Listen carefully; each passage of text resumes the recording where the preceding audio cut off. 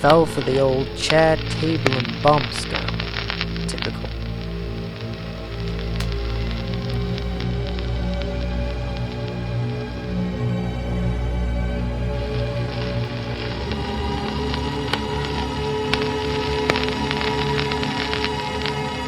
How the hell was I gonna get out of this one?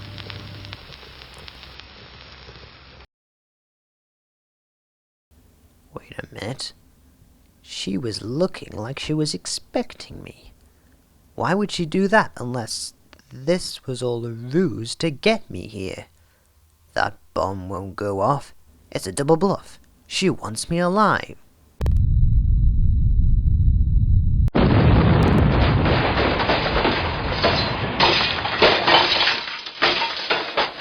Ow!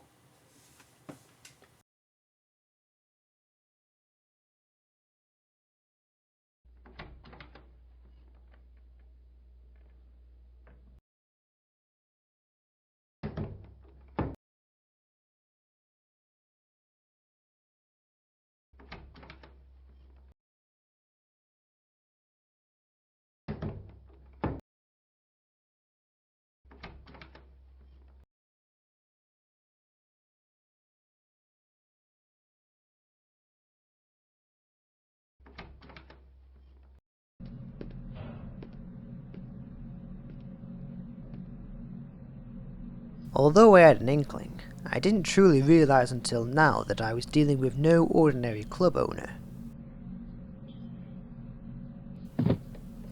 A suitcase full of counterfeit cash, an illegal stash of coke, and some bootleg Asterix comics. Frankly, I didn't know how she had the gall. It all seemed too easy. Way too easy.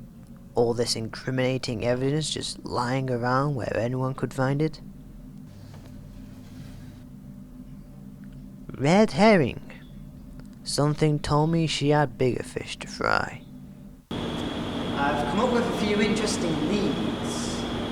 That's nice, but I don't have a dog. Yes, well, anyway, you'll be glad to know that I've discovered what's happened to all your customers. What? Don't play dumb with me. There's enough criminal artifacts back there to keep me and the police tied up for years. You wanted me busy so that I'd never find out the truth. The truth about what? I was bluffing. I had no idea what was going on. But then hit me. Sorry, I shouldn't have called you it. She hit me. She was a good slapper. No, I mean, you've got good slapping technique. I'm just a private dick, but I knew these things. I'll tell you what happened to your customers. They were murdered. Murdered?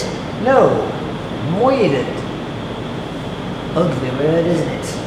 It's like the old saying, the way to a man's heart is by repeatedly stabbing him in the eye. I don't know what you're talking about. I knew she wanted me to do all the talking. Then, while my back was turned, she'd whip out a concealed weapon and try to silence me.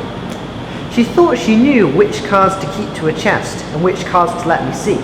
But I had cards to my chest too. A joker and the one with all the rules on it.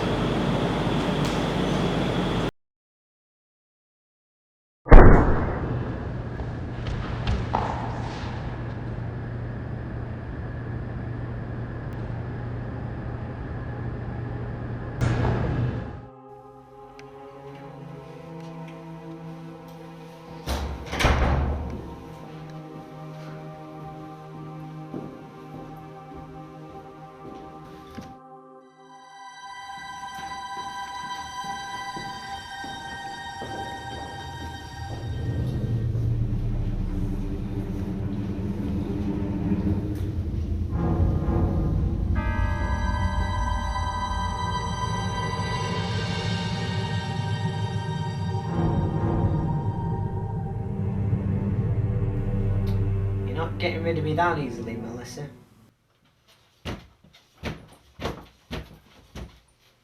You're supposed to be dead, you little cretin. Well, evidently I'm not.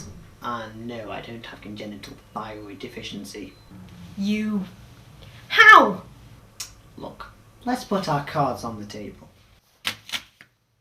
As I was saying back at the club before I was so rudely interrupted by a bullet,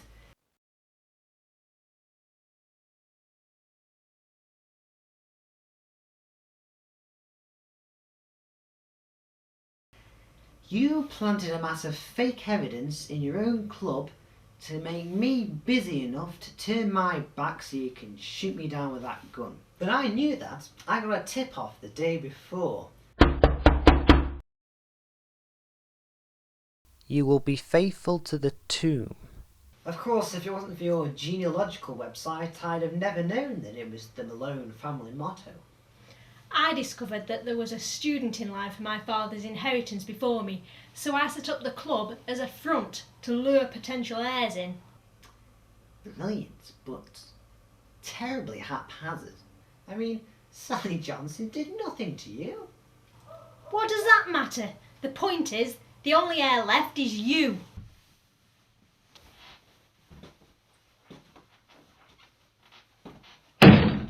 Freeze! This is the police. Drop the pillow.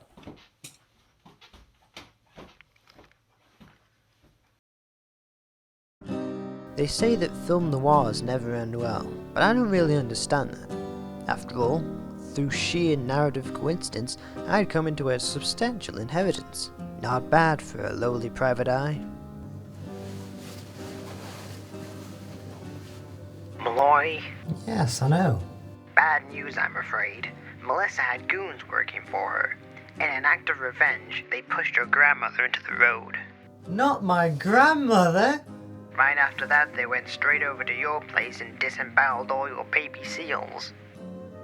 Not my baby seals! We've also been doing some research, and apparently you weren't an heir to anybody at all. It's all going to the government. Not the government! It was then that it dawned on me that I was living in a mad world. A world full of lies and deceit, hatred and detestation, Siegfried and Roy. But I would continue to keep fighting the forces of evil, deducing the impossible feats of the devils that walked among us, and maybe, just maybe, making a bit of money on the side.